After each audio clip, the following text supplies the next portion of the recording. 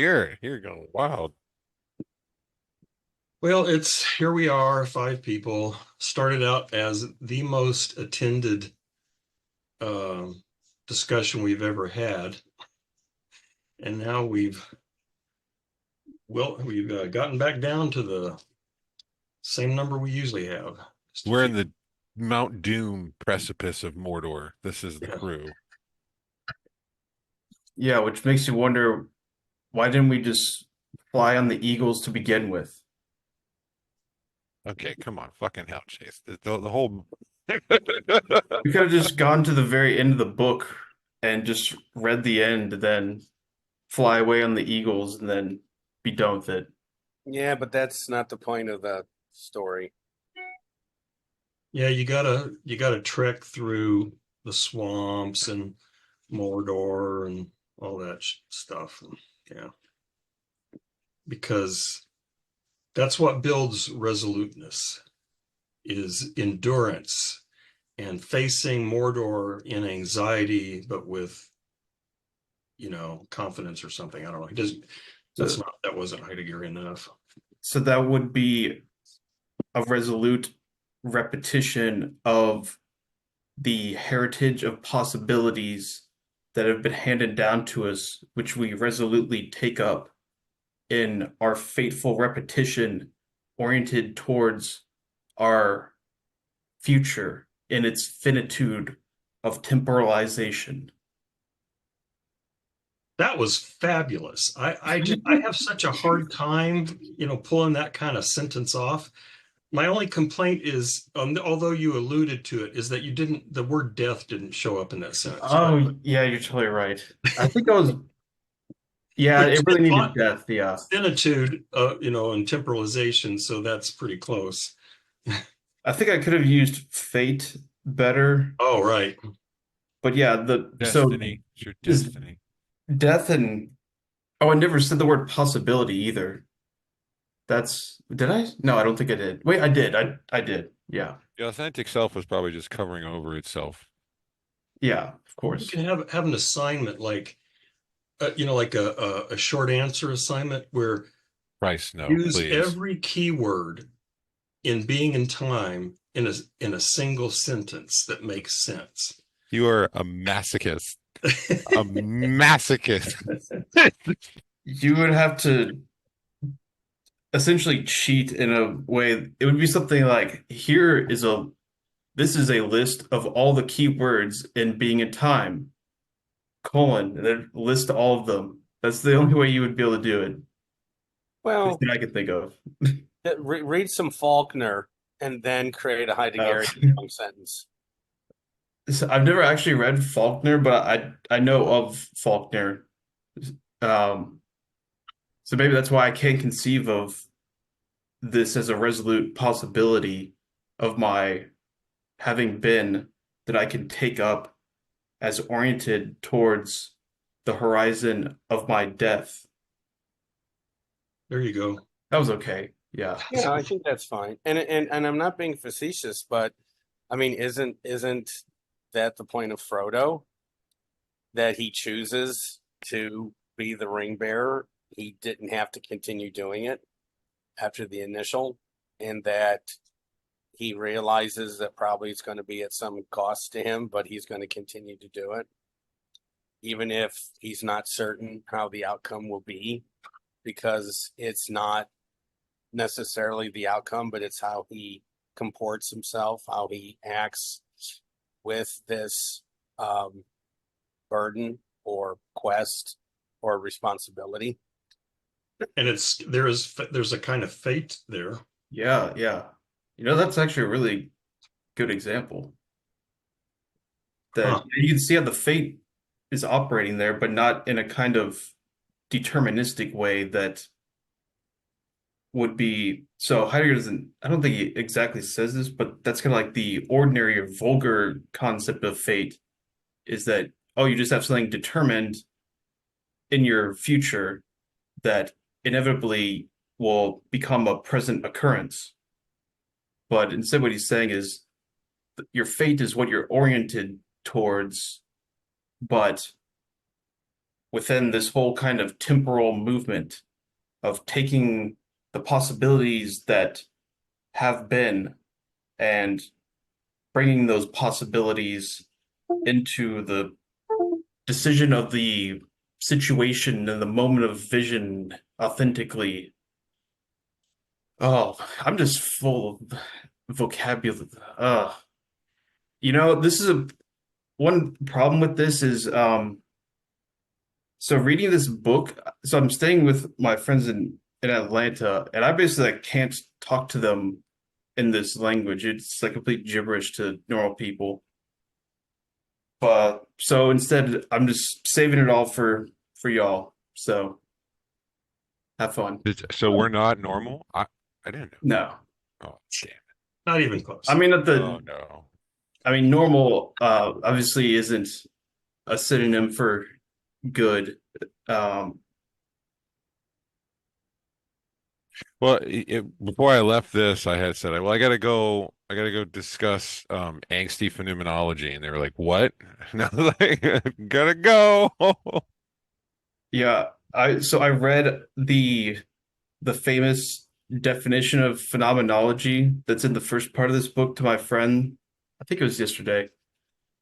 And he was just like, "What the fuck?" Like, I'm gonna have to read that of probably like 5 more times.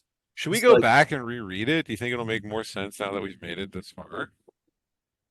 Probably. yeah, so I mean, I read it. It does make sense. It's just worded so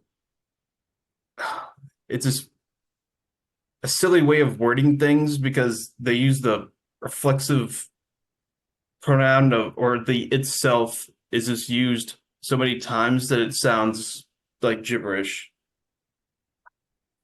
It's not, but yeah, it's a controversial definition, I think, to some degree. Well, what you guys tell me if I'm wrong, but I was when I read this section, one of the questions I had was why the heck is he so hung up on repetition and which takes him into some dangerous territory, but then I mean maybe this is obvious, maybe I should have got this from the very beginning, but then I went back and looked at his definition of occurrence and so occurrence, this is, I'm sure, wrong in some way, but it seems to me like occurrence is kind of like temporality, except stretched an entire lifetime. So, you have the ecstatic unity of temporality, which is what unifies, my experience. But then he says, well, then what unifies this life from birth to death? Because there's got to be something that unifies that.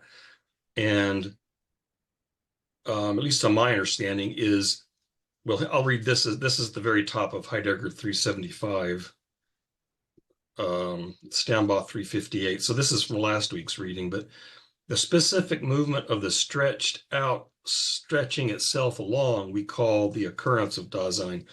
The question of the connectedness of Dasein is the ontological problem of its occurrence.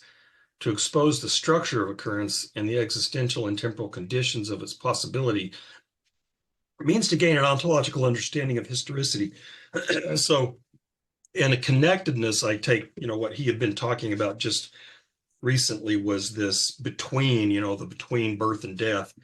And so, if occurrence is kind of this, stretched out temporality across a lifetime, then the question is what unifies that? What unifies that into a some kind of unified life? And he gives a lot of things that people say that he thinks are wrong, but I think and he says things like this. I just don't know that he ever comes back and says this explicitly. But my sense is that the whole repetition thing is part of that. I mean, the whole repetition thing is exactly what provides a unification of an entire lifetime into a lifetime. So, you are repeating the has been as you throw it into the future, and or at least the possibilities that arose in the having been, you throw them into the future as possibilities, although not exactly the same as they were in the past. But and then in that repetition is what unifies that structure of occurrence. At least that's what the sense I got. Because again, I was just like, why the hell is he all up about repetition? And that's the only thing I could come up with is this repetition that provides this unification of a lifetime. Does that Yeah, sound right? yeah, I think that so the unification element. So I think it was what Alistair was talking about last time, as where he's emphasizing that it was related to synthesis, Mhm. which makes sense to me, and in all the talk about unification that Heidegger is talking about, and that he's doing it through this. That's also kind of what he means by this ecstatic temporality. So it's ecstatic nature is that any one of these authentic modes of temporality, having been the present, the future, all of those are unified with the others in this kind of movement. And with that, so that, and repetition is so that's the sort of authentic comportment towards the past, or the self-understanding, the authentic self-understanding of Dasein towards its own past. In the same way, the moment of vision, or the moment Augenblick towards the present, and then I guess being towards death, the future, something like that. But yeah, I see that. I think that's why he's definitely stressing that unification, synthetic kind of element to any one of these modes of these authentic modes of temporality. And here he's obviously stressing what is the kind of correct way to understand the past. And also with this in mind that it still has to connect with the future as what Dasein is primarily oriented towards. But what I mean, I think that there's a difference in the way he talks about that synthesis in this occurrence, as compared to way he talks about it in temporality. So, if at least it seems to me when he's talking about temporality, he's primarily talking about an individual Dasein, what unifies my experience, um, but then occurrence is kind of a precursor to moving into history. And so then history then, or I don't know which word to use, history, historicity, I don't know, but that there's a unification, another kind of synthesis. I don't know if it's another kind, but I don't think occurrence is just a bunch of temporalities linked together or even overlapping. But occurrence is the way Dasein fits into a historical context of some kind, because he says this thing, being in the world as being with others, has a kind of a character, an ontological character that is not just a bunch of temporalities strung together. It's it so that I think it seems to me that he's talking about the synthesis of a lifetime within a historical context, to put it probably incorrectly. And that in this section, that's the kind of synthesis he's trying to explain. I was reading it as that occurrence is, I mean, I agree with you. There's a difference between the ecstatic nature of temporality and then what he's doing with historicity. But I'm reading historicity as that exactly that interpretation which holds together a life from birth to death. And historicity is able to do that because it's founded on a prior ecstatic temporality. And so the temporality takes place from the framework of care and specific projects. But then when we reflect on Dasein reflects on Dasein as a life held together from birth to death, that is based on temporality, obviously, but another element comes in, which is there's an interpretation that's imposed to hold these, well, I say hold together, and that's already to lose the stretch nature, right? Right. Not a bunch of discrete occurrences. It is a stretching, right? But yeah. But I think also I don't, so I agree with everything you said, but I think also in this historicity, you start seeing, which was already in the background anyway, but you start seeing the sort of cultural historical framework.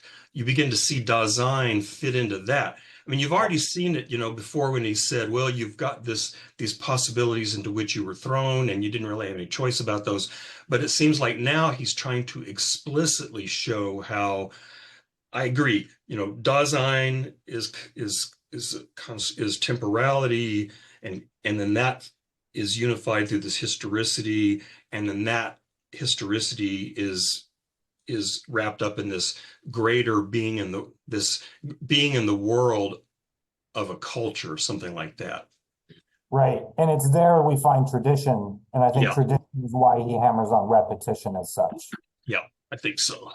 I mean, me not understanding Hegel very well, this seems to be echoes of Hegel in terms of the movement of spirit. And I'm sure he would hate me for saying that, but again, not understanding either one of these guys very well, it seemed to have echoes of that kind of, this you are always caught up within this kind of historical movement. My impression is that Heidegger would say definitely this idea has strong kind of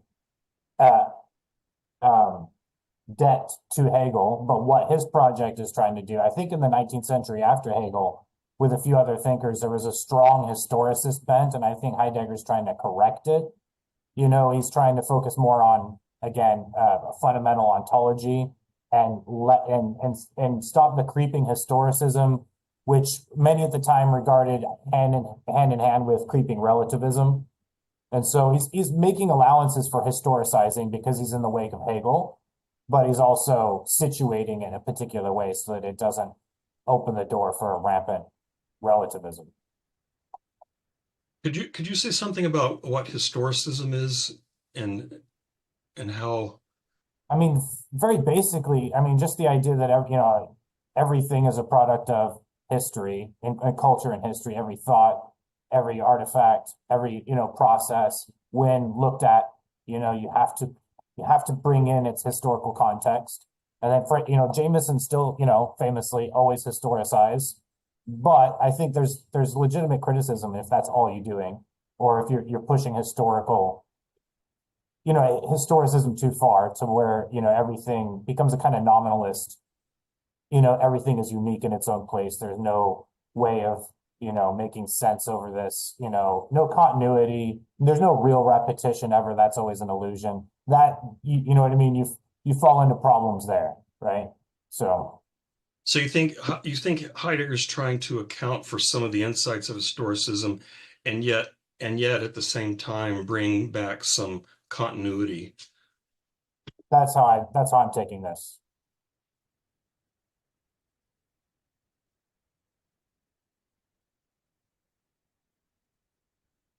So I just put this in the chat, but I'll just say it. So is it a currentness, though? Is that it in the Stambaugh translation?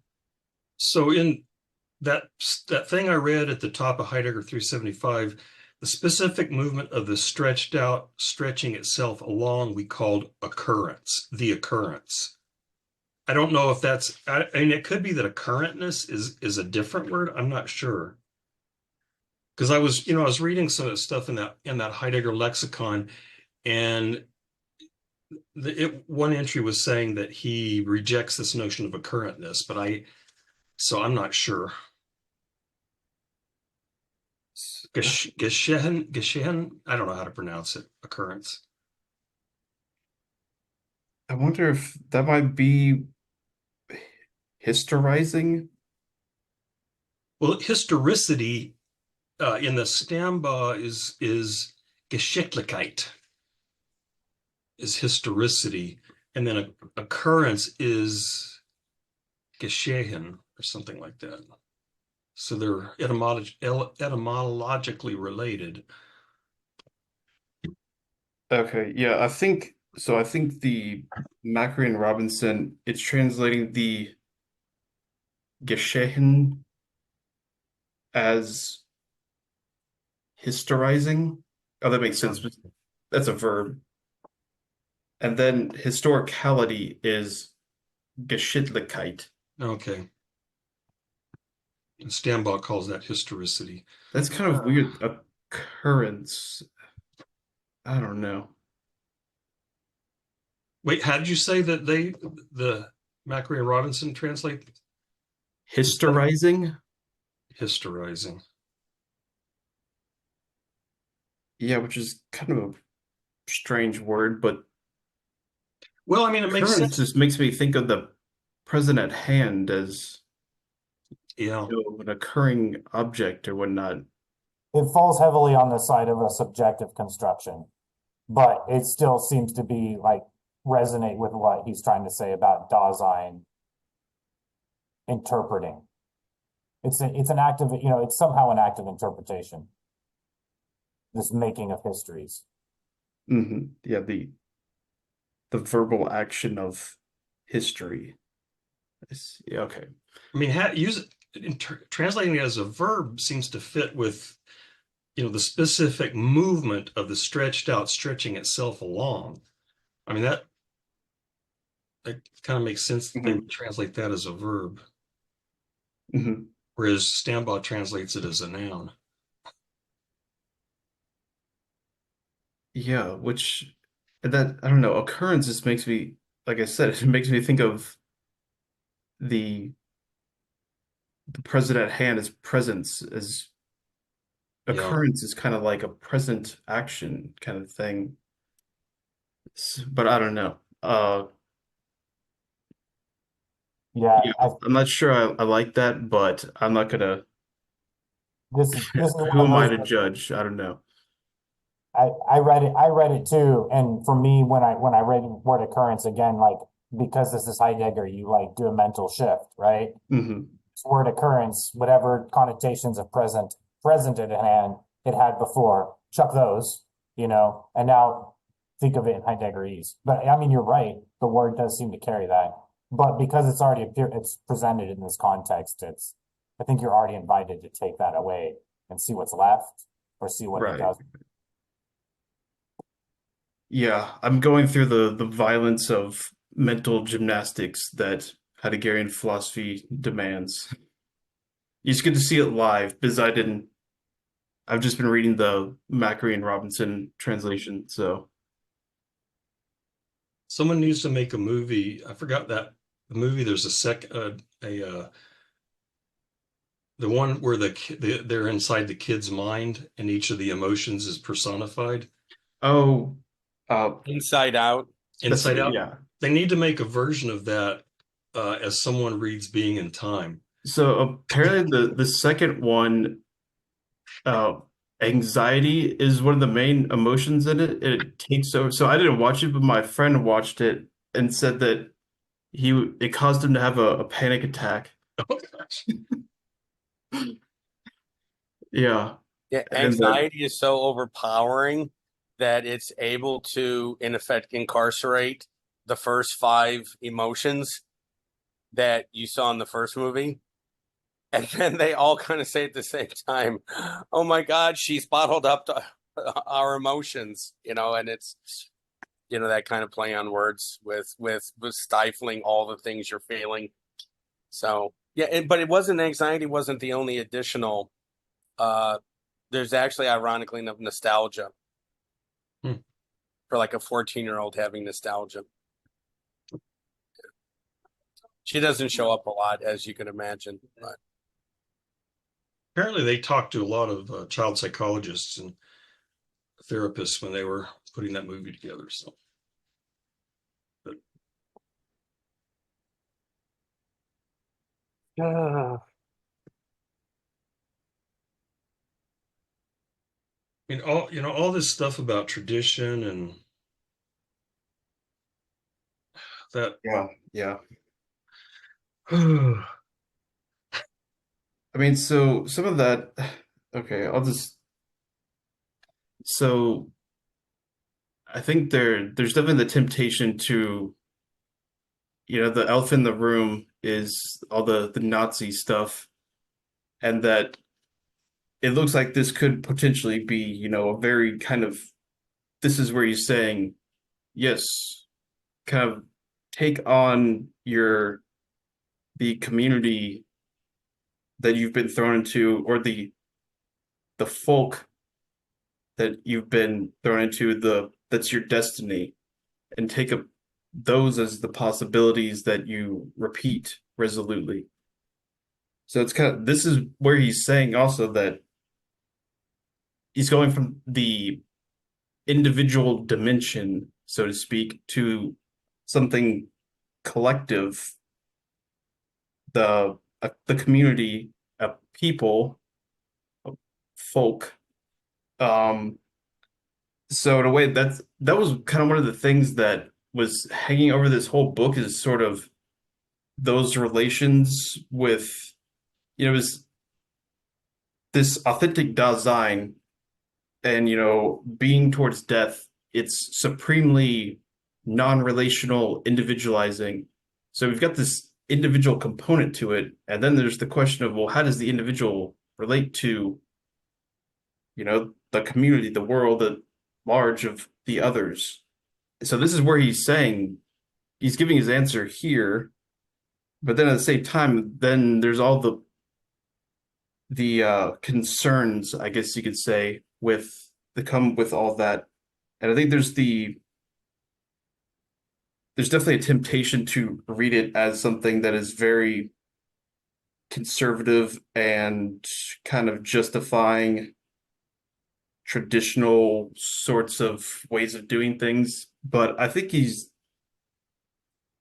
conscious of that, and he does say things where he's saying this isn't a simple repetition of things in the past and not some kind of glorification. They'll just take things from the past as they were, as that kind of antiquarian mode of history, and do that.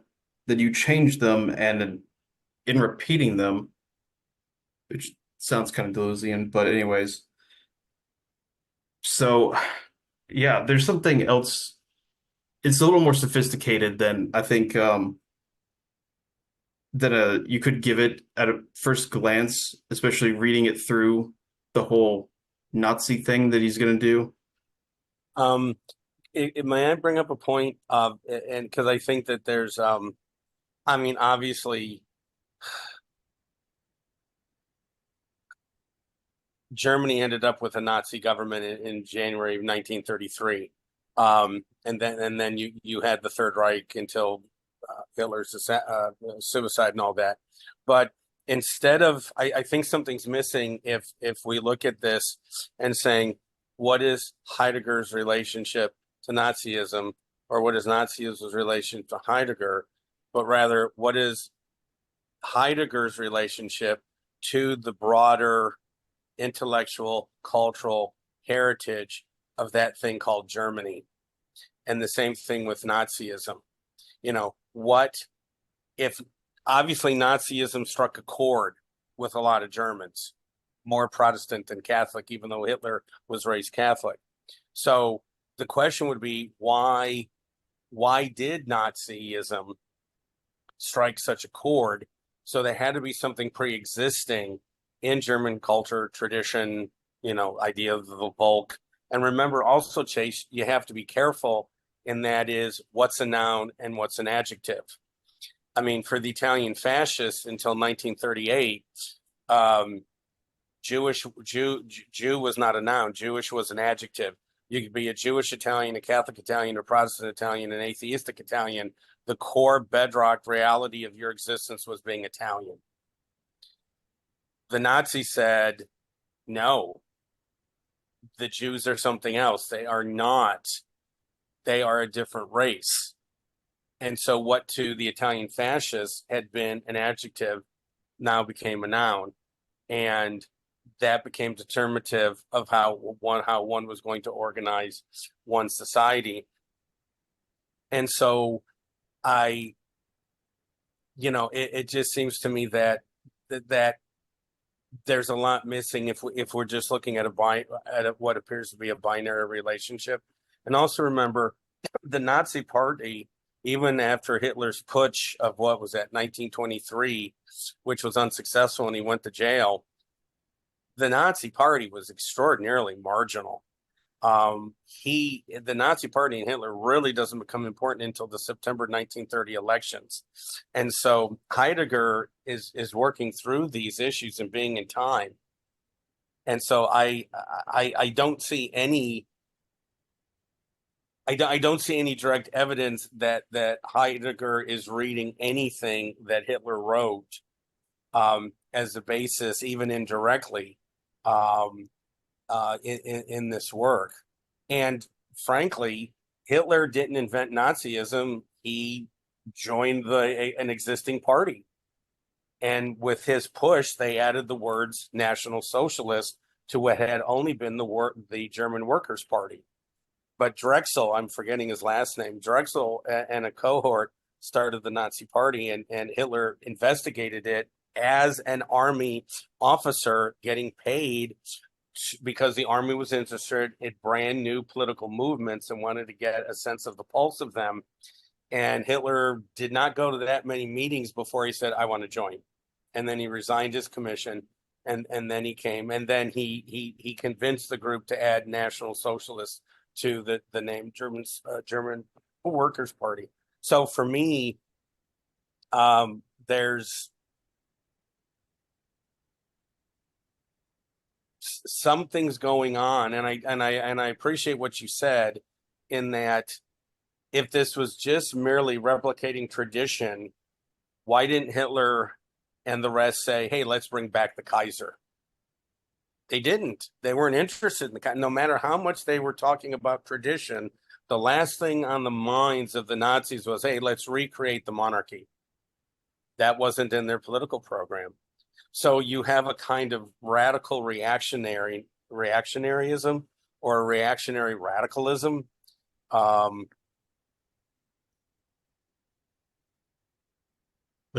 Chase was not arguing that this is an evidence of Nazism. He was arguing the opposite, that there's no obvious clear reference to Nazism here. So Chase was not. I mean, I got the impression from your comments that you thought Chase was saying that Nazism was already here, and I think Chase was not arguing that. Oh, I'm sorry, Chase, because you said the elephant in the room and you brought up Nazism. Well, yeah, he wanted to bring that up, but he also said, Chase said that he numerous times, Heidegger in this section says you can't just pick up the tradition as it is, as you got it historically. So, right. I mean, I don't think you were trying to. You were trying to create distance between Nazism and this passage, were you not, Chase? Yeah, I was saying it's more I'm sorry. sophisticated than that. Yeah. I'm sorry. Which, I mean, it's still an open question because I think it's a subtle thing that to understand it, you have to do a kind of non-chronological understanding of it.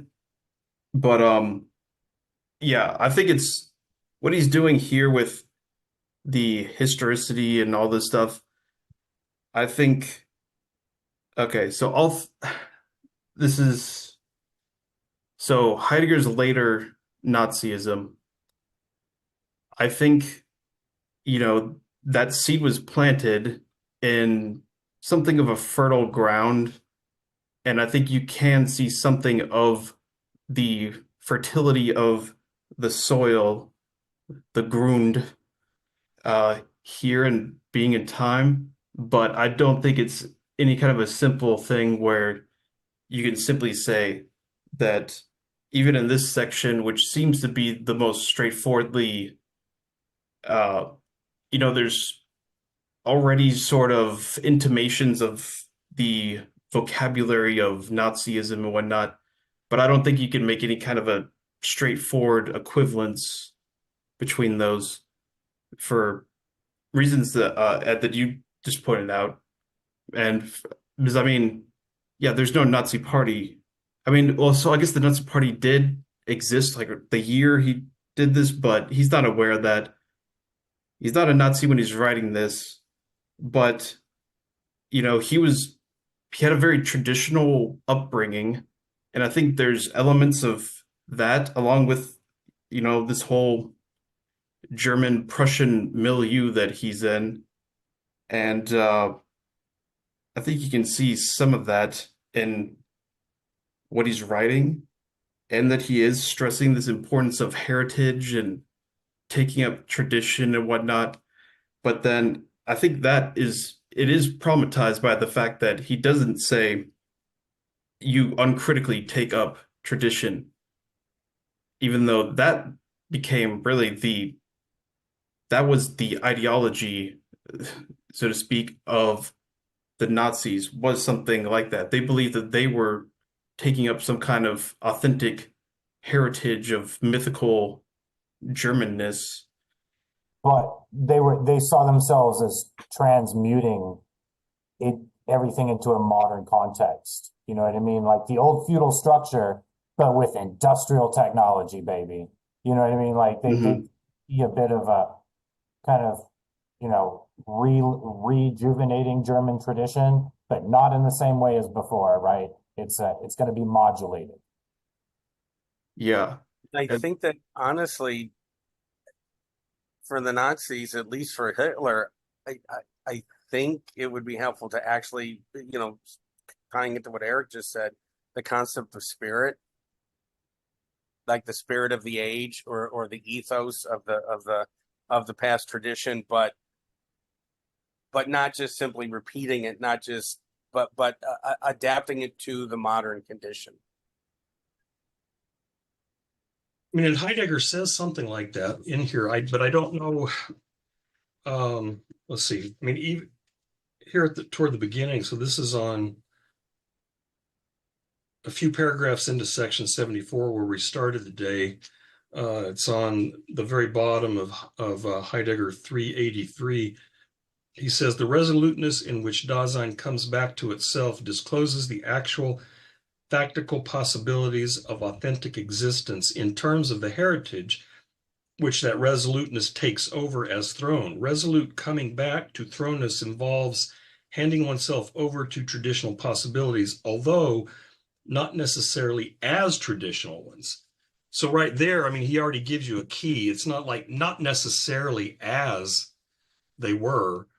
And then I wanted to read, this is from the Heidegger lexicon, the section on repetition. He says, for Heidegger, as for Kierkegaard, he's putting in the context of Kierkegaard and Nietzsche. This means that repetition involves a forward-looking stance on one's history, both personal and cultural. In repetition, Dasein relates to its past, not as a sequence of finished occurrences, but as a site of latent possibilities.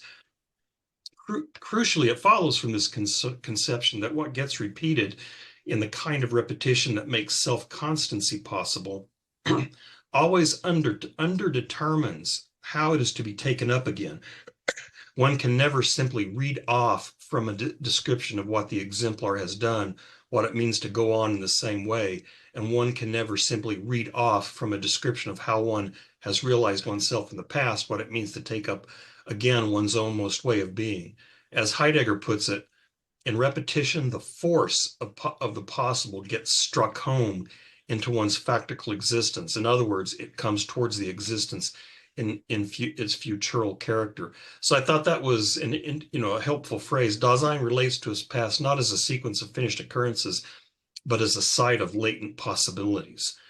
So, again, just emphasizing that it's not like a literal repetition of the tradition, but that I mean, I guess in some sense it's just, I mean, it seems like there's got to be an acknowledgement that maybe, I don't know, maybe Sartre thought this, but it just seems kind of silly to think you could just like ex nihilo come up with some brand new possibilities that have no relation to the past. I mean, really, can you do that? You've got to, you're always working from some past. So, yeah. I agree entirely. I was kind of preparing like an in defense of Heidegger here. You know what I mean? It's stating about authentic Dasein is throwing oneself, you know, towards tradition. Like again, the same point. Like that's all we have to work with, right? If we're going to acknowledge this authentically in our thrownness, all we have is our inheritance, right? And then I think as well, like as a way of kind of articulating a way, way that something can be repeated, an occurrence, or no, that's not the best term.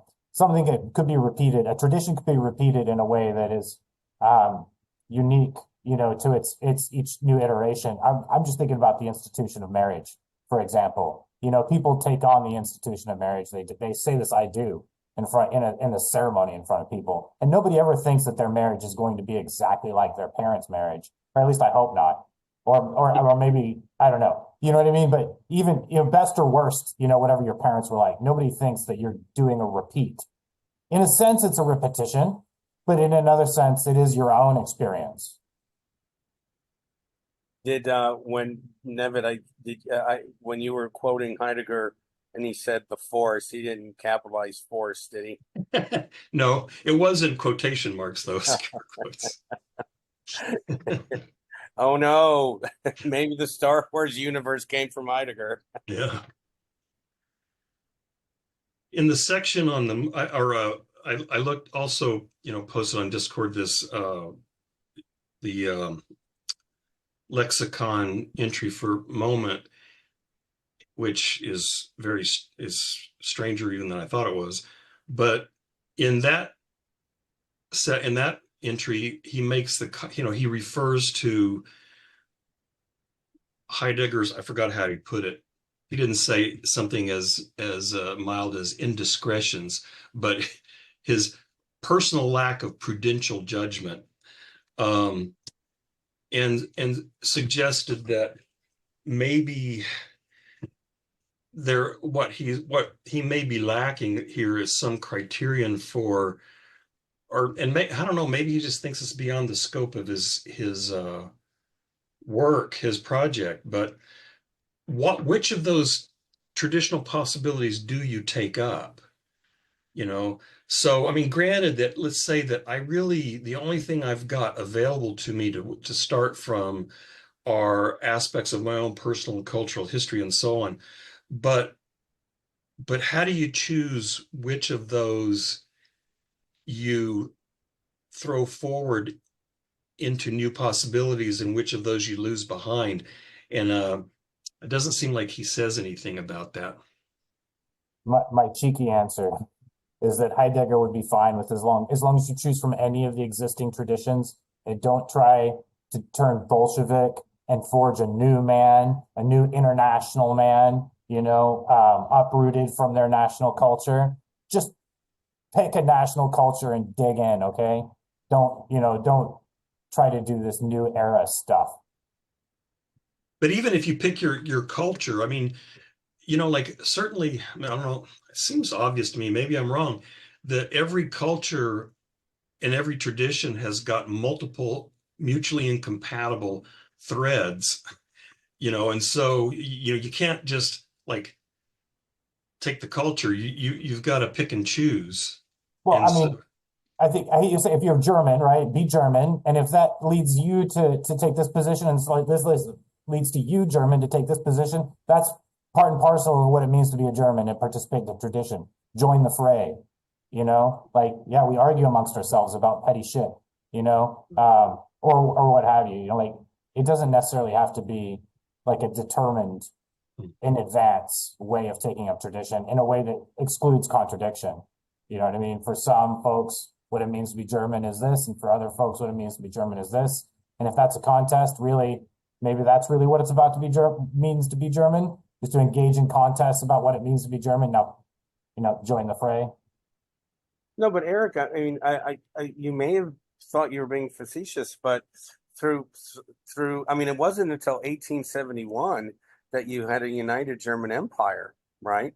And so you literally had hundreds of German countries, right?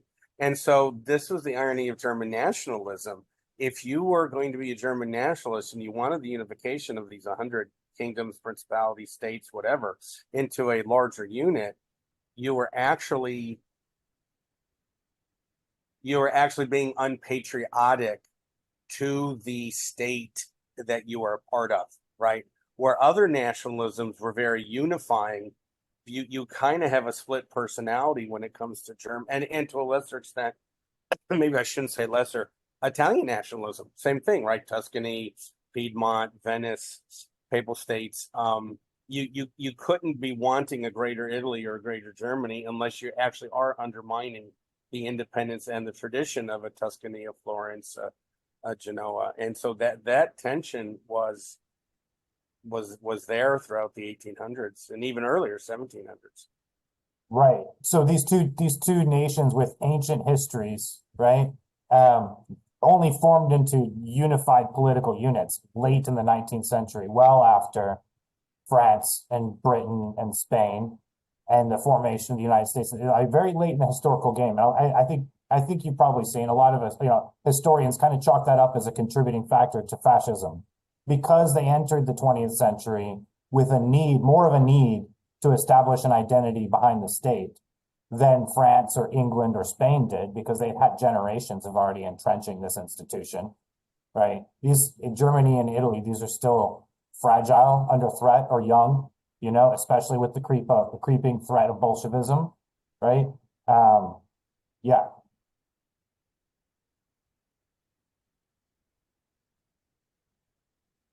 You Nevin, know, I think your question is very apt for the United States today. The argument of what does being an American, or that's not the way I was raised, or that's not the America I remember. I mean, I'm hearing that more and more.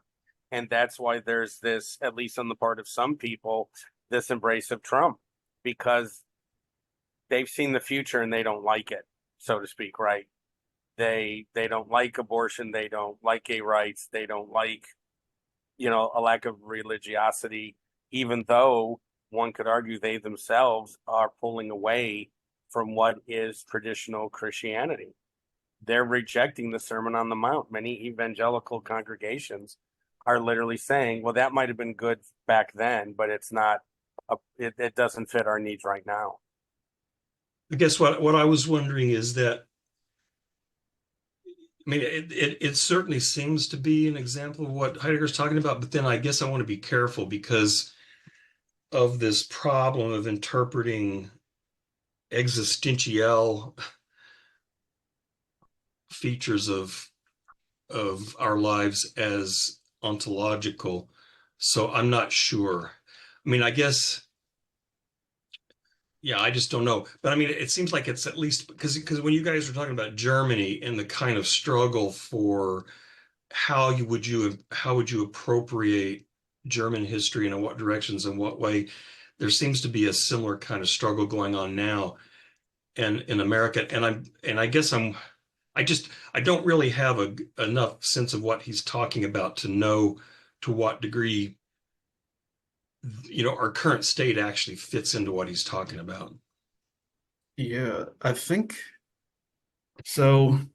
One thing that I think about so for modern America and the kind of rhetoric of, well, Yeah. make America great again, and the kind of conservative appeal to a past present, I think it's definitely not in line with what Heidegger is saying in the about the details of temporality and how the past works and how repetition works.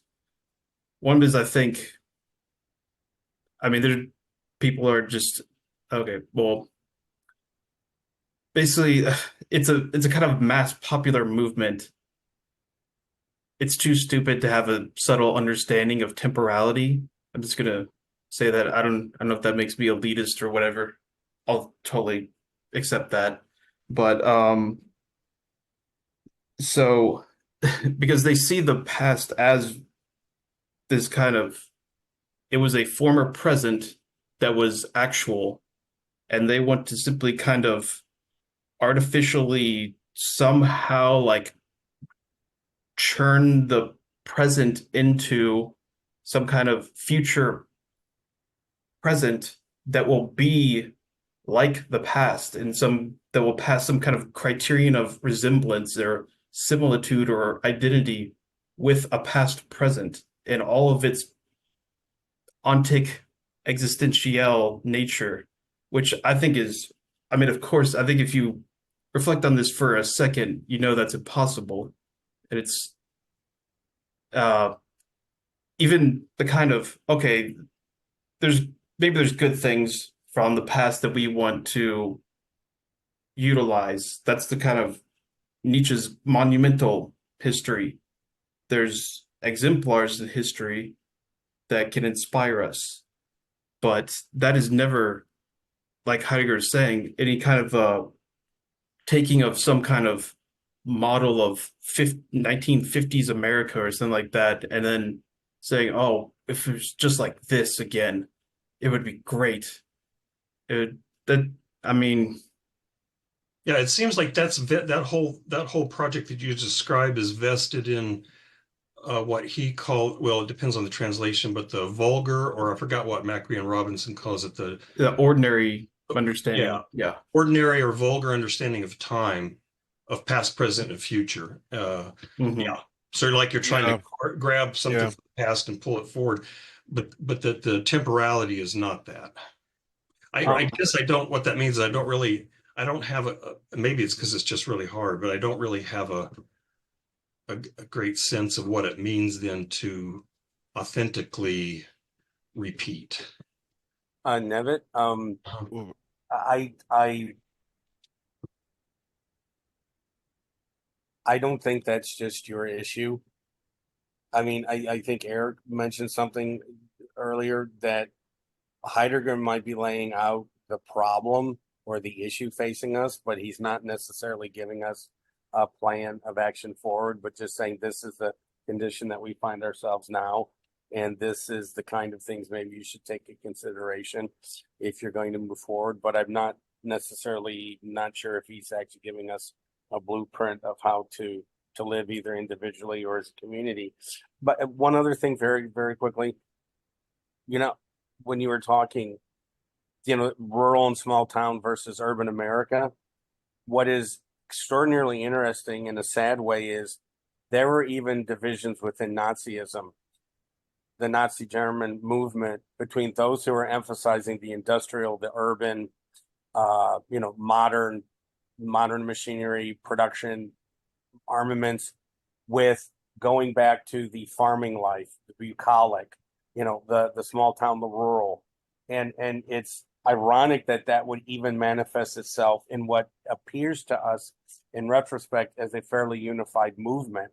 But even in Nazism itself, there was a rural side and an urban side. Yeah. I think Heidegger is definitely on the side of the bucolic rural kind of approach. And I know, so I mean, I guess this, I don't know if I want to get into the nitty-gritty details or whatever, but so when he was the rector of the Freiburg, I think it was, he was connected with the brown shirts. Yeah. And they had a kind of idealistic viewpoint and the night of long knives, that's when the SS essentially moved against the brown shirts. So there's a possibility that if Heidegger had not resigned, he might have just been killed in that, the Night of Long Knives, because he was connected with that more ideologically idealistic brown shirt kind of thing, where the SS was more about having a loyalty, allegiance to Hitler personally. Or not personally, but rather than ideas about it's about the power of Hitler as a person. And that's where that uh, distinction within the Nazis was going on, and Hitler was involved with that. And if he had died, he would be a completely unknown philosopher, which I didn't think of. And it's really Sartre who made him popular again. He was kind of shamed in his homeland. Hannah Arendt had a big hand in his resuscitation as well. Mhm. Who? Hannah Arendt. Oh, well, weren't they in a relationship? Sure, sure, sure, sure, sure.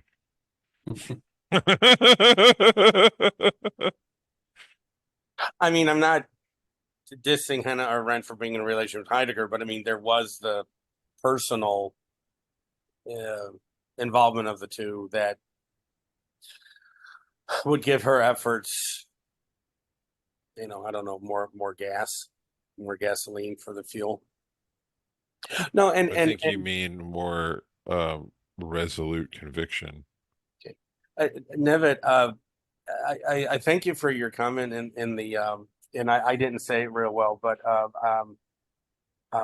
I part of from what you and Chase and Eric and Joseph have said over the weeks, from what I've been hearing you all say, wouldn't Heidegger be saying this is a framework, but I'm only going to give you a framework because it's up to you to choose for yourself? But Maybe that's not what I'm asking. I I'm not asking what would Heidegger say, what direction Germany should have gone or what direction America should have gone. That's not what I'm asking. What I'm saying is I don't understand what it means to repeat tradition. I don't know what that means. Just as that, because as Chase said, it's emphatically not just taking things that happened in the past and then try to repeat them in the future. It's not that. So, like Chase was saying, well, let's look at all the social institutions and practices in the 1950s and set them up again now because that would be a better world. That's not what Heidegger means when he Right. says repeated tradition. What I'm saying is I don't really know what he does mean. So I'm not asking about any specifics. I just don't know what it means to So, he like in that entry I read from the lexicon, retrieve possibilities from the tradition and and sort of cast them into the future as constituting our futural possibilities. I don't know what that means, given that it's not just literally repeating concrete features of the past.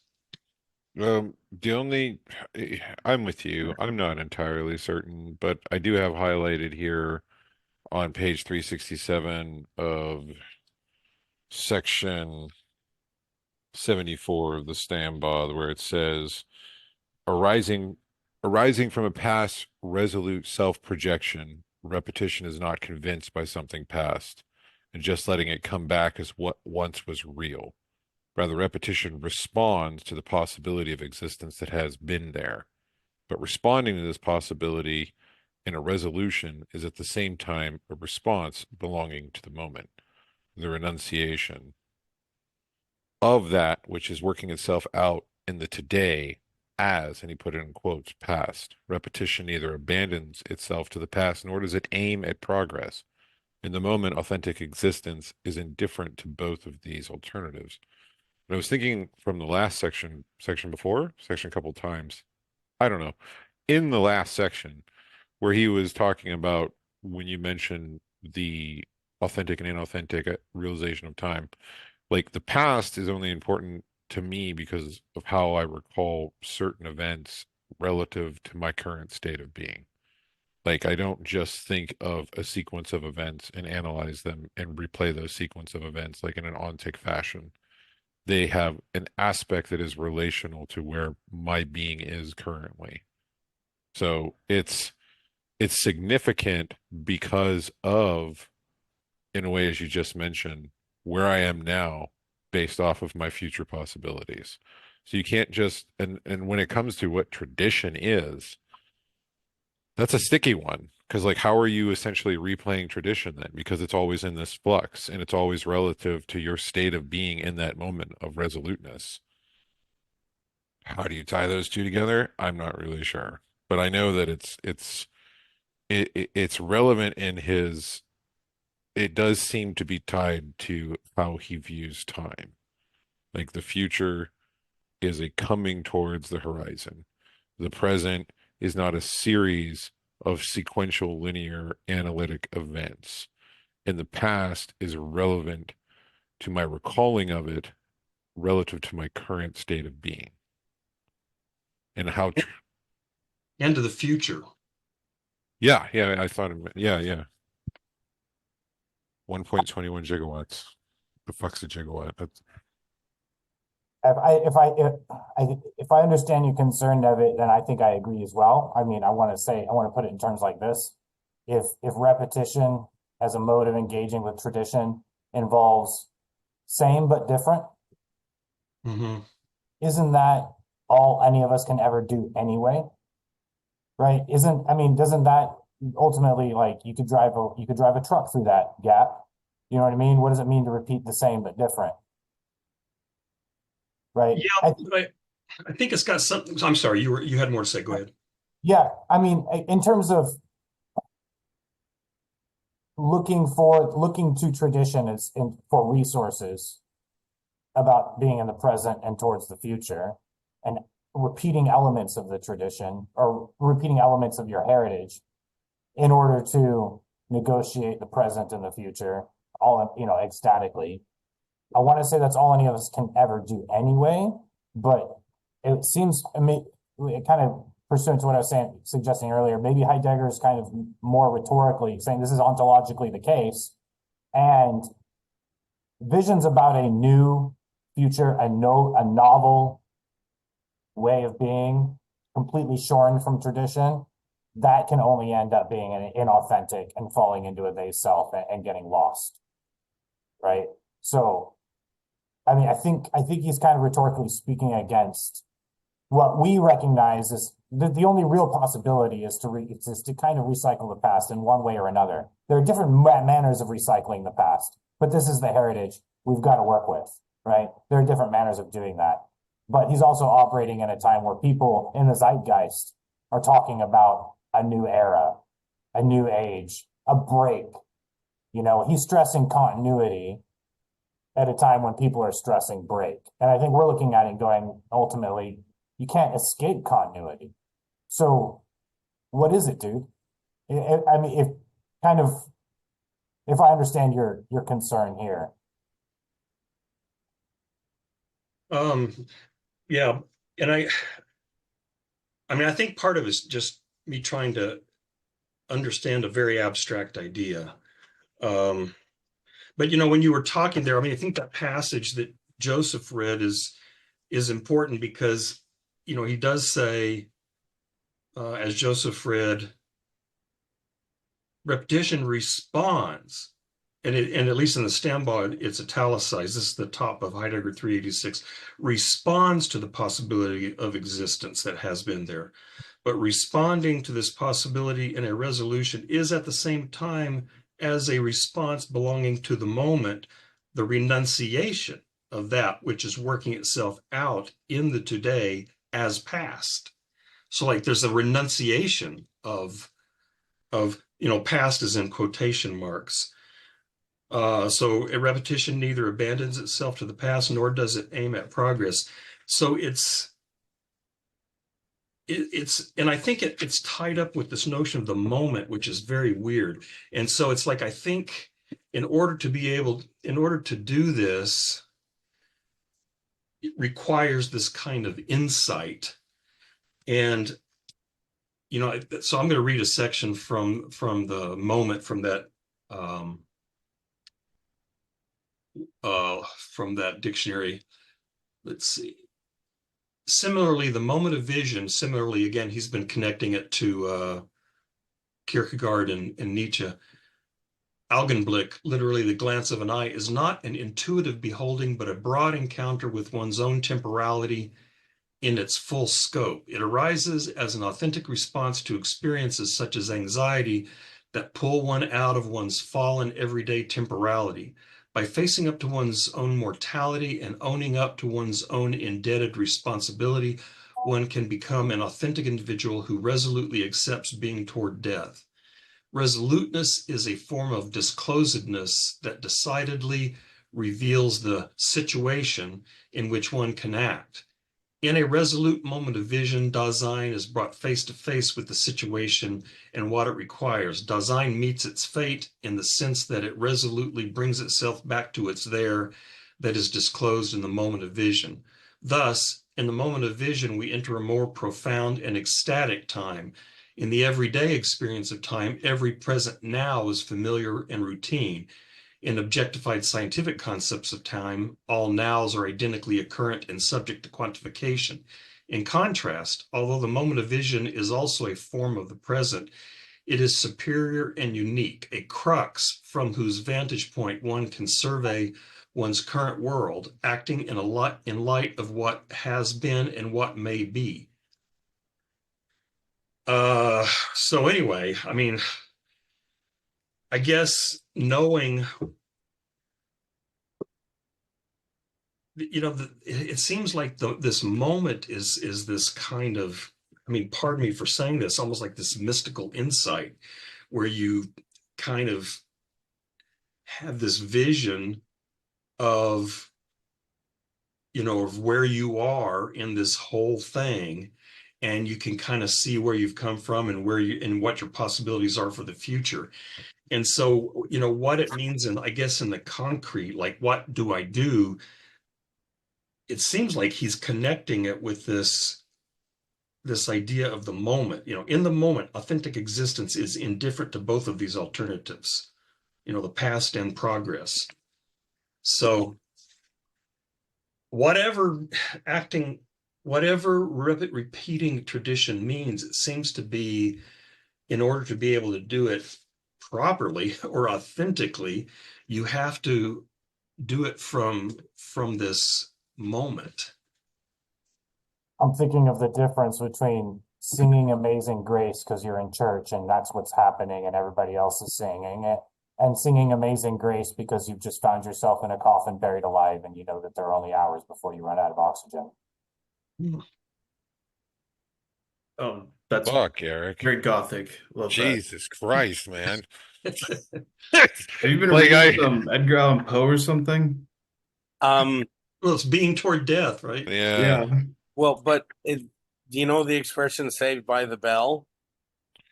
We get Okay. that phrase. It literally was true. People would be buried alive all the time. That's great. Now I'm gonna have nightmares about being buried alive. Thank you, Ed and Eric. Yes. Just before you go to bed, just read the cast of I don't know how to pronounce the No, movie. I'm not Oh, doing yeah, that. I'm not the doing that, Just Ed. I helping know you on your way, exactly what you're Yeah. saying. helping you on your way to your authentic self, Joseph. Yes, yes. You're welcome. I'm going to slip into the they self. But It's I'm always gonna, painful trying to do away with the hold that the Dasman has on you. honestly, and this is weird, and this might be just an overly simplistic pop culture reference to with the pun to Back to the Future earlier, but when I think about this aspect of tradition, it's not the object, it's not the thing, it's not the God, what was it? He had President Han is used for projects, right? Or which which one's objects, which one's used in projects? Present in hands is projects, or is it and ready at hand is objects? Ready at hand is objects, present in hand is projects. It's not the item itself that makes things significant from a history standpoint. I'm trying to think of like some like George Washington's teeth, but in my case, I'm thinking, well, what made the DeLorean so popular? You know, the DeLorean itself is just a car. You know, if you just look at it, it's like, well, that's it. It's a car. The thing that made it relevant, that made it a pop culture reference, was it being in as part of that movie. It was Doc Brown's time machine. It was his being in the world at that time in this fictional universe. The actual object doesn't actually have any relevance to the present when you're thinking about your future possibilities. It's this relationship of design that the object had of being in the world. It's not the project at hand. The item from a historical standpoint leans towards this interpretation of historicity as a dynamic or relation. It's the being's, it's the person's life and death and its completeness that brought those objects into significance, which I think is kind of cool. Maybe the DeLorean's too much of a simplistic term, but that's the first thing that came to my mind. You know, Eric's comments remind me, I bring this up again. I'm not saying this is what Heidegger's talking about. What my personal experience, I'm not saying is what he's talking about in the moment, but I'm wondering if it's at least a cousin. So if you remember me talking about having that course on Kierkegaard where me and Mackie, I think his name, Mackie, he was an older guy, you know, we read the concept of anxiety and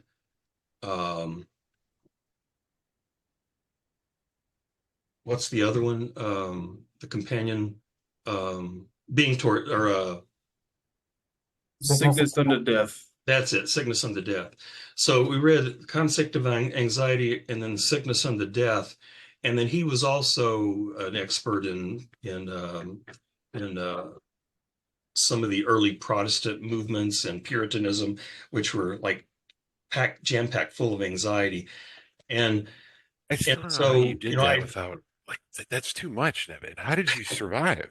it was hard. So I mean, I've already related this. There were nights when I went home where I was just like in a full bore panic attack that would last for a while because my eternal state was on the line. And I was convinced that I had slipped that ratchet such that I couldn't get back, you know? So like I had freely damned myself for eternity. And so I'm not saying that that's the same thing that he's talking about, but I mean, you talk about having, you know, being toward death and being in the grips of an existential situation. I mean, that was it. I mean, it was like, you know, eternity right here, right now. And so I don't know, and you know, like again in this, and I don't know that this is not any, you know, secret. Heidegger borrowed from Kierkegaard's notion of of Augenblick, there's a different word in Danish, but and he borrowed from that. So at least I wonder if there's a, you know, because and this is basically referring to what, you know, to Eric's example. Maybe there are there's moments when you sort of grasp the totality of your life in this kind of existential way. Maybe maybe he's talking about something along those lines, you know, where you in this moment you can, and that maybe that it's from that place that you understand what it means to repeat tradition, perhaps. Perhaps it's only, you know, maybe it's only from within that state where you really understand what that means to repeat a tradition in Heidegger's sense. I don't know. You know, I think one way of thinking about it would be, and this is one of the only things that makes sort of concrete sense for me about it helps me orient my way through Heidegger is, you know, that the emphasis on death as this temporal horizon and our finitude and all these things. So I think of something like the conviction that you feel about something based off this resolution that you have that you're not going to live forever, so therefore you're not going to do one thing and you're going to do something else. So when you feel that conviction for choosing some possibility based off the fact that I don't want to live indefinitely in this way that corresponds with this possibility. Instead, my life is short. I want to choose this possibility. And the kind of conviction that comes with that almost is like a kind of instantaneous realization. I think that's kind of what he's getting at as this kind of with a whole sort of temporal ecstasis of, well, those possibilities are in a sense handed down to me. They're not ex nihilo. They don't pop out of nowhere. Uh, I'm not kind of individually just crafting them, in some absolute manner. Um, but yet I'm faced in this situation with multiple possibilities that I must choose one. And I think that's what that situation is. But yet it's always at the same time geared towards the future and with the horizon of the finitude of my death as that ultimate horizon of my individual existence. So there's something that'd be, maybe I could do this thing. There's something at work. They want me to do something. I only have to do it for so much longer. I can just get through it and it'll be fine. I'll have more money or something like that. But then knowing that you just absolutely don't want to live that way because of your temporal nature, because you have to be the person that is your future also. Maybe that's not exactly like orthodox Heideggerian interpretation of things, but at least that's one way that sort of makes concrete sense to me that helps me sort of orient these concepts. But Yeah, I mean it's and what you're by the way you're on record if you aren't Orthodox, but like it's like the component for me of like Wittgenstein's poker, like the tradition of Wittgenstein's poker. The poker itself is just fire poker, but the the the wholeness of his life of kind of bucking against the philosophical systems, including the analytics, is what gives that particular poker historical significance. And how do I use that in my present moment? Like, what's significant to me now? Like, am I going to take up the tradition of Wittgenstein's poker and not necessarily do the same thing, like fight an analytical school? But in my dynamic relationship of being, am I going to have something as authentic as that? Maybe that's the tradition he's talking about. yeah, the tradition part, I wonder, so of course you can interpret it as kind of the way that we would talk about tradition, philosophical tradition, the existential philosophical tradition, continental analytic, that kind of thing. I I do think that would be involved with it, but then I think at the same time he's doing something that handing down to us of possibilities. I think he also means something broader, more abstract in the sense of all the possibilities that I could possibly take up in the situation in that moment of vision oriented authentically towards my death in the future. All those possibilities that would be handed down to me that's part of my facticity, and that would be the heritage that I would take up. And that's the tradition that, and I think in taking that up, because it has this modality of possibility and not actuality or, the kind of present uh objective reality with a capital R, because of that, that's why you can't repeat any kind of perfect identity of something from the just take it from the past and then repeat it perfectly as the same. Instead, all those repetitions, because they work with the modality of possibilities, and that's also what is handed down to us, that's uh that's what gets transformed. And yeah, and also by the fact that it does still have this individualizing horizon of it's my own death that's in, and also my own situation that I'm faced with and all these possibilities. That's what is kind of um that's why there's always this critique of the inauthentic public todayness, the modernity of the public interpretation. So it would take us out of that because it's still oriented towards the individual situation that I'm in and also the individual future of my death that only I can be oriented towards. No one can do that for me. And I think all those things combined, I don't know, lead to something that hopefully somewhat makes sense. I don't know. Does that does it help? I don't know. It does. Yeah, it does. I'm sorry. I'm just reflecting.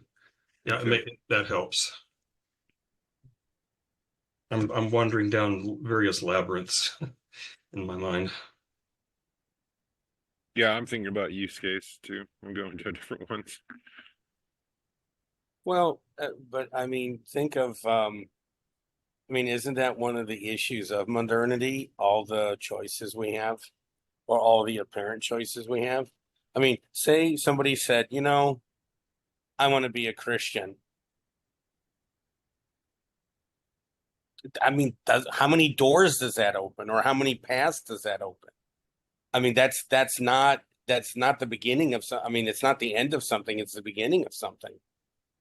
And so I mean, to me, it's I mean, look at all the different religious traditions we know that have existed and developed outside of Euro Atlantic, and think of the different philosophies we have.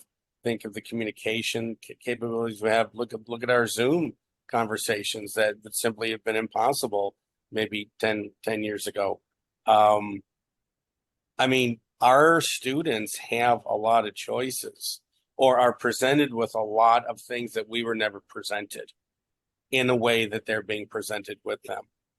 And that to me is very scary because, and maybe this is from Arendt, I don't remember, but something like people who want you to question what is real and what isn't are doing that because they don't want you to be able to make any kind of moral decisions about right and wrong. And if you're questioning everything that is being said or being done, that there's no reference point by which you can say, I am against this happening. And and there's been more relativism lately in the last 4 to 6 years than we've seen before.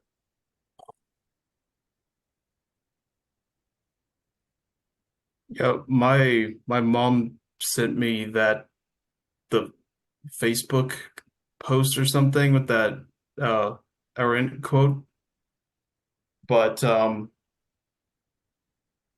didn't want to tell this to my mom, but I don't know. It seems rather moralist. Um, but that's kind of not that, the kind of option of relativism as some or something where or relativism as something that is kind of like this absolute thing that would give us this condition where we can't determine truth or falsity. I don't know. That just seems like our that is our condition What on I some mean is, level of truth and falsity. And it's it, really Baudrillard, I think, who completely nailed this, especially in the modern technological media age. There is truth and falsity are rampant. And but of course there's the context, the whole like post-truth politics thing, which is where people want to be able to assert some kind of standard of truth contra that. That's fine. But yeah, I think the I know this is somewhat off topic, but yeah, the media age has made it like digital photography, digital media. There's absolutely nothing online that you can look at that isn't possibly just fake.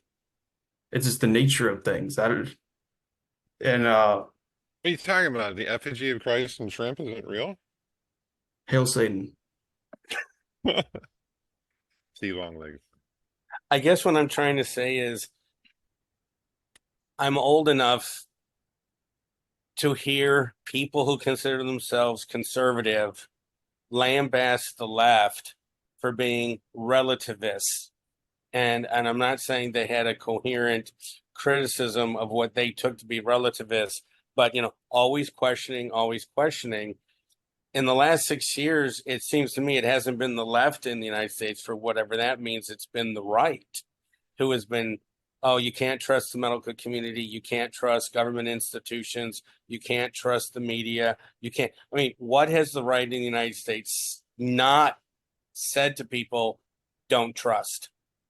Trump. Yeah. Well, yeah, Certain no, but very Trump and particular Trumpistas are media all saying, outlets. don't trust the media outlets, don't trust the medical community, don't trust the different positions of government, organizations of government. And if you would have said that to people in the 1980s, that the Republican Party would be the party of tearing down all the institutions in the United States, people would have laughed at you and said, no, that's not what the right does. The right is defenders of, can I say, tradition? I mean, what does conservative mean? To conserve, to keep.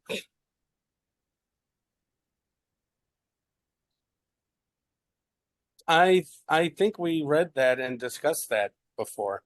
Yeah. That was So one I of the first I things I think told you guys. so it sounds to me like what's going on is just it's the paranoiac investment of desire, but it's also there's a kind of inherent schizophrenic tendency within capitalism. As capitalism has accelerated, we've seen that occur. And you've got, I think, broadly the right wing and the way that, especially the aspect of it that you were describing, that's that kind of paranoiac aspect of it. But yeah, it's crazy, but I think it's because the the way that what we're interacting with as people, we're more kind of just cogs in machines that are part of machinery that doesn't really care about the whether we could have some kind of like clear choice of and in terms of uh articulable truth and falsity. It's objectively indeterminate. And uh because of that, you'll get reactionary kind of reactions to that that try to assert then some kind of truth as this kind of abstract unity, which is also something like, well, Prussia, it was didn't really have a state necessarily for until late 19th century. We're at a unified state. It was a linguistic community. So I think it's actually, this is what we were talking about earlier, but then it's sort of the lack of seemingly cultural unity that caused this sort of reaction against that towards this kind of abstract unity, which is sort of like what it seemed to me that's kind of what Heidegger talks about with this sort of So Dasein loses itself in such a manner that it must, as it were, only subsequently pull itself together out of its dispersal and think up for itself a unity in which that together is embraced. So that kind of abstract unity that comes along with that dispersal, I think there's something like that movement going on. And so the media age is kind of it's given this multiplication of kind of different worlds with a capital, not a lowercase w, little worlds that we can all kind of go into. It could be an echo chamber of whatever. And that's the sort of multiplicity that's associated with relativism to a certain degree.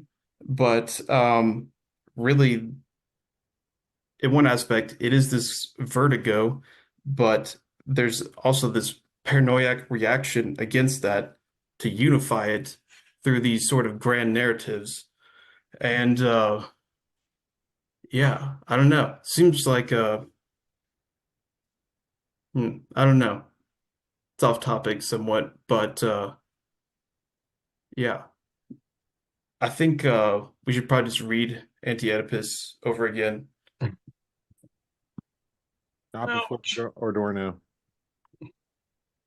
I gotta run. Take care. Okay, Bye. bye-bye. I was going to read this passage. I've forgotten why I want to read it. Maybe I'll remember after I read it. This is near the beginning of Heidegger 395. Paragraph, I guess the paragraph starts right on that, on Heidegger 395. And so this is the end of that paragraph.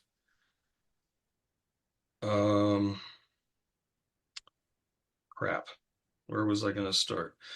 Only factically authentic historicity as resolute fate can disclose the history that has been there in such a way that in repetition, the power, in quotation marks, of the possible breaks into factical existence, that is, comes toward it in its futurality. Historiography by no means takes its point of departure from the present and what is real only today, any more than does the historicity of an historical Dasein, in order to then grope its way back from there to a past. Rather, even historiographical disclosure temporalizes itself out of the future. The selection of what is to become a possible object for historiography has already been made in the factical existential choice of the historicity of Dasein, in which historiography first arises and in which it is uniquely is. I don't understand a whole lot of that, but what I was particularly struck by was this notion, this business of possibility and its relation to facticity. So only factically authentic historicity as resolute fate can disclose the history of the has-been there in such a way that in repetition, the power of the possible breaks into factical existence. I mean, I thought that was interesting, that it's something about this authentic historicity, which I think is also called fate. I think he identified those together somewhere. Yeah. So it's this notion of fate that in repetition, the power of the possible breaks into factical existence. So, I mean, I don't understand how that works, but I just think it's interesting that here, because I think of facticity, and maybe I'm thinking too much of Sartre, but the facticity, has to do with being thrown in the world. Things are kind of the way they are. There's stuff I can't do anything about, like where I was born, when I was born, and blah, blah, blah. And yet, through his notion of fate, the power of the possible breaks into factical existence. But then, to further confuse me, at the end of that paragraph, the selection of what is to become a possible object for that's for historiography. has already been made. So historiography, I had to look that up. At least the I don't know if it's what he means. It's the science of history Mhm.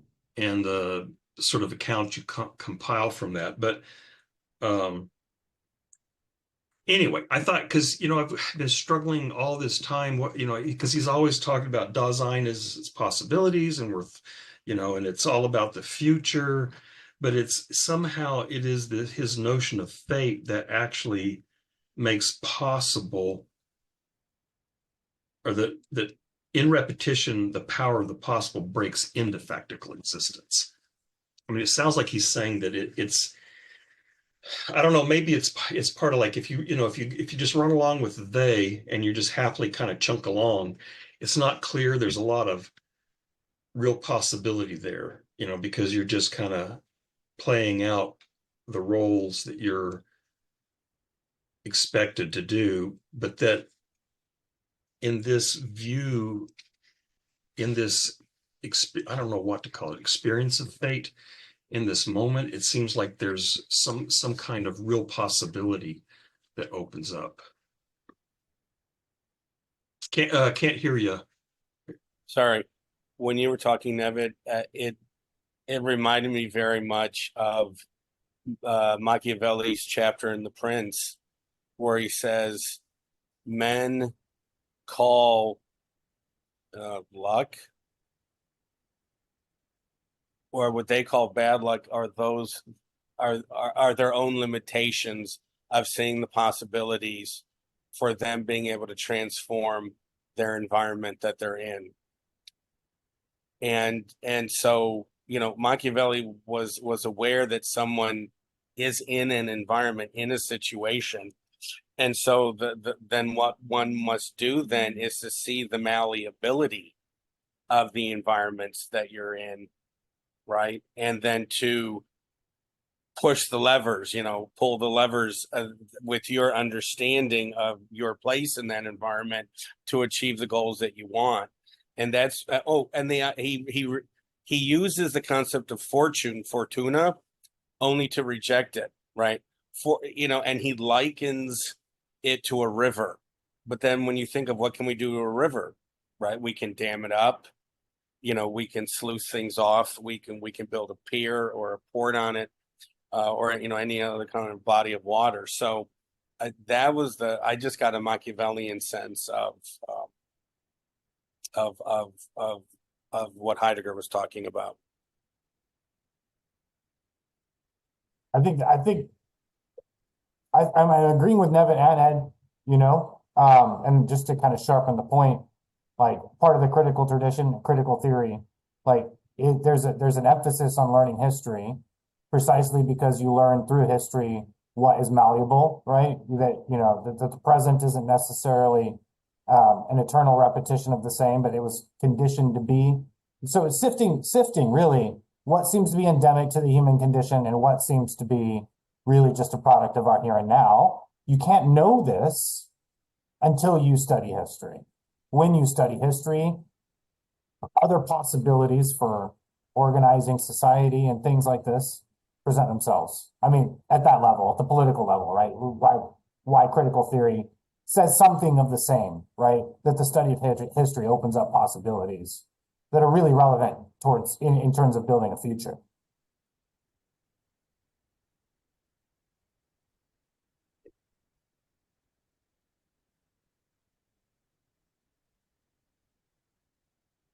Yeah, I mean so that reminds me a lot of the emphasis on anxiety and the uncanny. So she has this kind of taking the ordinary and actually bringing it into a more authentic strangeness as a kind of derealization effect, or maybe more like a not derealization, but a kind of shock effect in which the ordinary suddenly goes out as the only option, and suddenly you're presented with maybe what is the same thing, but now understood in a very different way. And since he's emphasizing that aspect of this, well, a lot of this stuff is about understanding, interpretation. I think a lot of that also is going on with this whole temporal movement of possibilities. Although it's all relatively abstract, but what you're saying, Eric, about especially political aspects made me think of can't remember, I think it's called, I think his name is Brecht. It was this theater. Bertolt? Yeah, totally. Yeah, so what I can't remember what it was called, but not derealization, but some kind of like shock effect that he was trying to incite that would get people to sort of wake up. And I think a lot of the terms are quite similar to the way that Heidegger is talking about anxiety and the uncanny and all these things and just strangeness. They're trying to get you to like wake you up from your ordinary hypnosis into a kind of constricted possibilities of, well, this is the only way to do things, or even that you'll think that this is the only way to do things. This is the way that we will eternally do things. Instead, it can break you out of that and get you to then suddenly see that there are more possibilities here than you previously realized. Not Yeah, that you're right Heidegger's to going to embrace any of these political things, but yeah, anyways. Yeah, I think that's a really good example because Brecht drew heavily, like a lot of his plays are historical narratives, but rendered in an uncanny fashion, arguably for the same purposes that, that are consonant with what Heidegger is discussing here about authentic, you know, historical Dasein. Yeah. Didn't he write a play about Galileo? I think that sounds right. Yeah, I'm not sure. I was only introduced to his stuff a little while ago based off of well, that doesn't really matter how I became aware of it, but I watched a YouTube video on him and Three read his Penny Opera. Wikipedia. Didn't he do the Three Penny Opera? Or he adapted it? That sounds somewhat familiar.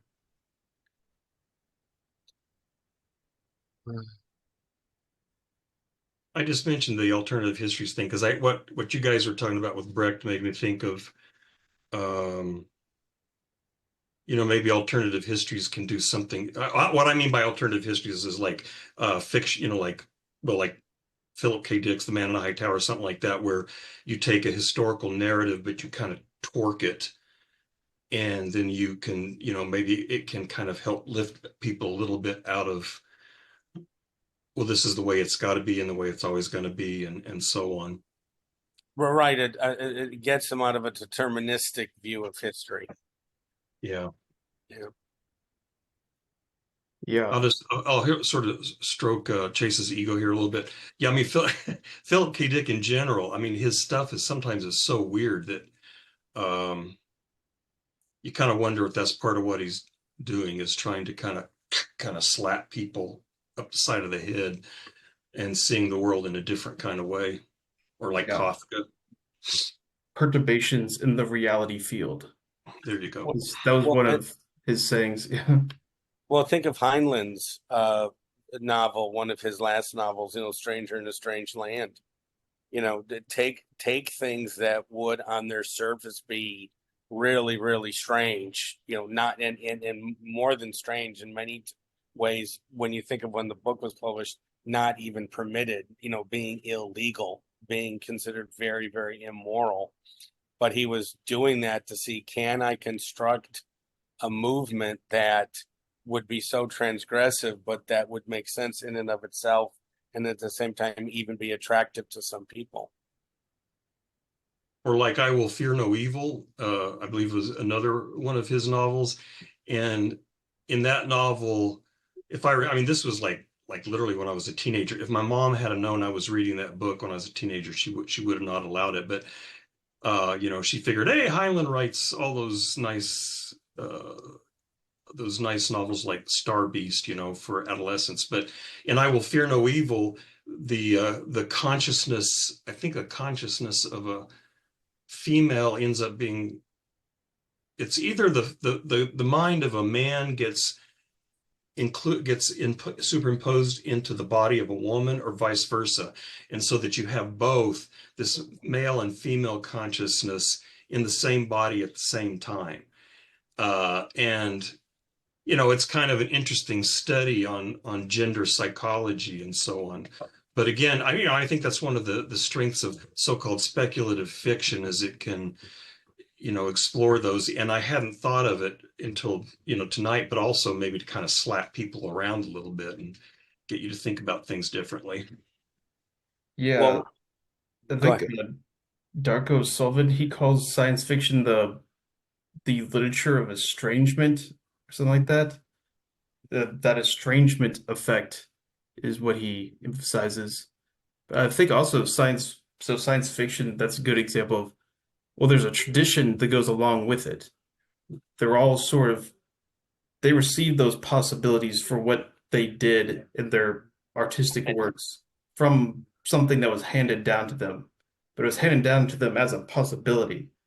It's True. not like that Borges thing where he writes the same novel as Cervantes or Don Quixote. That would be, I guess maybe that's a counterexample to Heidegger, maybe. I don't know. But yeah, it's a possibility. And so they're using that tradition, science fiction, in order to kind of expand the range of possibilities.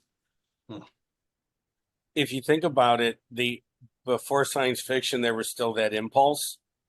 And think of the writers who supposedly went on voyages to very strange lands on Earth. Gulliver's Travels. Hmm. Melville? Beg your pardon? Melville? Belleville. Melville. Oh, Herman Melville. Begging your pardon. Yeah, yeah. Well, also think of it as besides Gulliver's Travels, is the number of times that people write political tracts, but they would do it in the form. I mean, one of the last things Benjamin Franklin wrote was a Muslim leader in the Mediterranean, talking about how Christians were naturally slavish. Hmm. As a defense of slavery, but by putting it in the mouth of this, obviously made up Muslim, but to say that the Christians were naturally slavish, just to put the whole thing on its head about, why was it okay to enslave people over generations because they were from a specific place. And so they would do that all the time, partly, I think, to show the absurdity of some of the opinions, but also protection. If they're having this Turk say it or this Muslim say it, they're not saying it. Sounds kind of like what Nietzsche says about the Christians. Kind of. Yeah. Yeah, I remember getting frustrated in singing hymns, and I actually remember telling people, "This is sheep theology," and they're like, "Yeah, what's wrong with that? You're just sheep." Sheeple. Yeah. You get it. Jesus is the good shepherd. Yay. Exactly. Hallelujah. Nevin's got it. Yay. Yeah. Woohoo! Niven finally figured it out. Like, oh, grumble, grumble. You're in complete agreement, but yet not even talking, but you're talking back to each other. Yeah, exactly. Too funny. Well, at Eric's request, not really, but I don't know if you guys can hear this. Is it O Fortuna? That's O Fortuna. Yeah, that's powerful. Can't quite hear it. Oh, you couldn't quite hear it. Watch this, or I don't know if I think it's, if you ever watch Excalibur. Yes. There's Karl Orff in there. I think Wagner is in there. Some great stuff. But yeah, just look up O Fortuna on YouTube. It's great, great stuff. You'll recognize it when you hear it. Yeah, Yeah. no, I know this song. Yeah. Yeah, it shows up in countless soundtracks. It's Very epic. Yeah. very epic, yeah. People in an armor and swords and spears and that kind of stuff. That was the first time I ever heard that music was in the movie Excalibur. Mhm. And it was like, wow. It's just like it felt like a torrent. But that is a strange film. That is not like the most common way of approaching those stories. Yeah, I really like Excalibur. That's What one of year my was that? faves. I don't know. Because I'm just not familiar with a It could be Excalibur the movie. 1980s, because Helen Mirren is very young. Why am I blanking on the man who plays Merlin, who's very tall?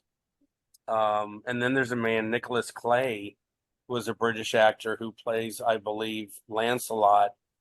And Nigel Terry, if I'm not mistaken, plays Arthur. But I think Nigel Terry and Nicholas Clay are both deceased. And I almost had the name of the actor who played Merlin. Uh, Let's see, I've got it. Okay, well, I found it on Google. what year is it? 1981. Okay. Yeah. Patrick Stewart is in it. Oh, wow. He must have doesn't- had hair because I don't recognize him. No, he's mostly bald, but he doesn't have a huge part. But he's I didn't know who he was, and then after all the Star Trek thing, I watched it again. It's like, oh my God, that's Jean-Luc Picard and wearing all that armor. The first time I saw The Lion in Winter about Henry II and Eleanor of Aquitaine, Hmm. I had never heard of Anthony Hopkins. Hmm. That was just a name, Anthony Hopkins. I mean, it could have been anybody. Obviously, Katharine Hepburn and Peter O'Toole were obviously big, but the others weren't. Ooh, those are some of my favorite movies. Great stuff. Well, another successful night of complete clarification of Heidegger. Really? We can all go teach being in time now. We don't have to read the rest of it. Well, I'll teach being and you teach time. I don't feel up to teaching both. Yeah. Okay. Well, any last comments? Yes. Oh, Eric, I was going to ask something that I asked at the very beginning of tonight. Excuse my senior moment, and Eric already answered it. There is no recording of Beckett directing Beckett's Endgame. I don't think so.